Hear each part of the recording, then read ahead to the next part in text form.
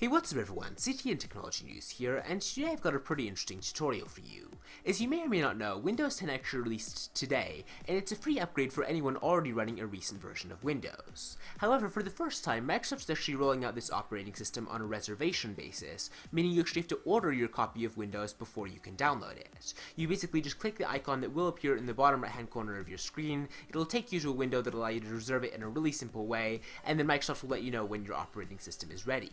But for people who don't want to wait to get Windows 10, there is also an option that you can actually use to get the operating system right now. Now before I go any further, I do just want to stress that this won't work for a clean installation. You do already need to have a version of Windows installed, but if you do have a version of Windows and you've already reserved this software, this should work fine. So the first step is going to be to go to this website. I'll provide the link to it in the description below. This is Microsoft's page for downloading Windows 10, and it allows you to download it in advance. So you actually have to download the tool to install it first, so I'm going to download the 64-bit version, which corresponds to my version of Windows, but if you do have a 32-bit machine, you can download the 32-bit version as well. This is a fairly small file, it's only 18.7 megabytes, so it'll just take a couple seconds to install, and once it's done, you're ready to actually upgrade to Windows 10. So once the file is finished downloading, you obviously want to open it up, and it will need a couple security permissions since this is trying to install an entirely new operating system on your computer. But once you've done that, it's going to show you this window where you have the option to either upgrade this PC now or create installation media for another PC.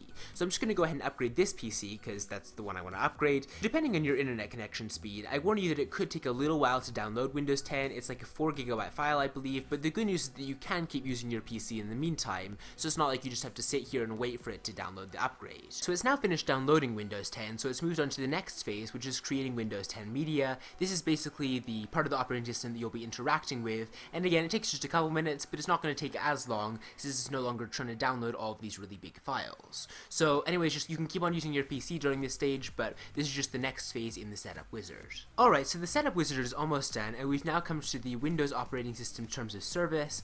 This is pretty much just the standard Windows terms of service that you'll have to agree to if you use any Microsoft operating system, and you can be one of those really weird people who actually looks over this, or you can just scroll to the bottom and hit accept, and that's just what I'm going to do for right now.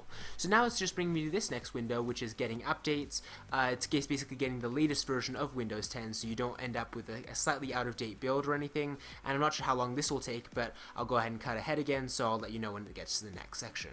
Alright, so at long last I've now reached the ready to install page for Windows 10. As it says, I won't be able to use my PC while Windows installs, so I went ahead and closed all of my programs and my files I had open. You do also have the option on the screen to keep both your personal files and apps, just the files you have on your computer or nothing at all, but since this is the computer I use primarily, I'm going to keep everything. I should recap just one more time though that if you are installing Windows 10, you should probably back everything up beforehand just so you don't lose any files or programs that are important to you, but with that said, I'm now ready to install this operating system, so I'll be back when it's finished installing.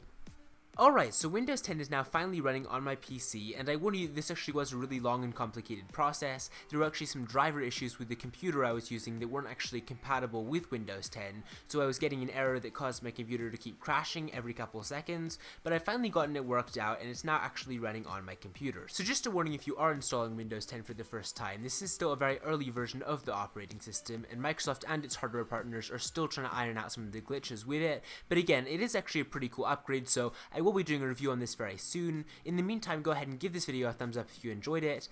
Be sure to check out Windows 10 if you want by using the link in the description below, and I will see you next time.